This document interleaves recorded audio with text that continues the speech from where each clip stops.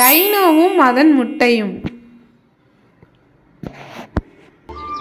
ஒரு பெரிய காட்டில் பலவிதமான பறவைகளும் விலங்குகளும் வாழ்ந்து வந்தன.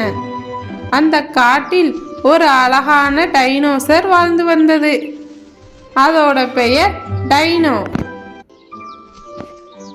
டைனோ மிகவும் அன்பானதும் அமைதியானதும்.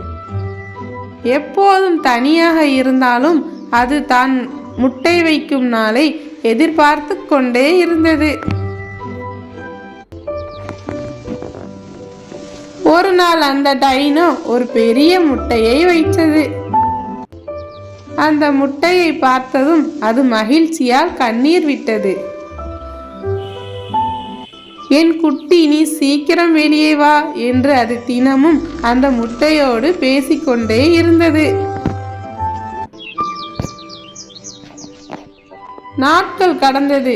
வெயிலும் வந்தது, மழையும் வந்தது. ஆனா டைனோ ஒரு நிமிஷமும் அந்த முட்டையை விட்டு எங்கேயும் போகவில்லை. அது முட்டையை பாதுகாத்து அன்பால் சூழ்ந்து வைத்தது.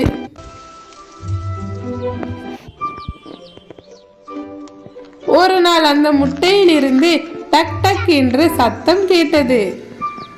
டைனோ அதை ஆச்சரியமாக பார்த்தது. முட்டை மெதுவாக உடைய ஆரம்பிச்சது. அதிலிருந்து ஒரு சின்ன குட்டி டைனோசர் வெளியே வந்தது. டைனோ ரொம்ப சந்தோஷமா ஆனது. அது தன் குட்டியை அன்பாக அணைத்து கொண்டது. நான் உனக்காகத்தான் இவ்வளவு நாள் காத்திருந்தேன் என்று அந்த டைனோ சொல்லி சந்தோஷப்பட்டது. டைனோ தன் குட்டிக்கு டீனோ என்று பெயர் வைத்தது. டீனோ ரொம்ப கியூரியஸ். அது எல்லாத்தையும் பார்க்க ஆரம்பிச்சது. பட்டாம்பூச்சி, பறவைகள், மரங்கள் என்று அது ஒவ்வொரு நாளும் புதிய புதிய விஷயங்களை கற்றுக்கொண்டது. ஒரு நாள் டீனோ விளையாடி கொண்டிருக்கும் போது தெரியாமல் தப்பி போயிடுச்சு. டைனோ திரும்பி பார்த்தப்போ டீனுவை காணவே இல்லை. டைனோ ரொம்ப பயந்து போயிடுச்சு. டைனோ காட்டில் எல்லா இடத்துலையும் தேட ஆரம்பிச்சது. டீனு, நீ எங்கே இருக்க என்று அது கவலையுடன் அழைத்தது. சில நேரம் கழித்து ஒரு மரத்தடியில் டீனு சந்தோஷமா விளையாடிக்கிட்டு இருந்தது. அதை பார்த்ததும் டைனோ ஓடி வந்து டீனுவை அணைத்து கொண்டது.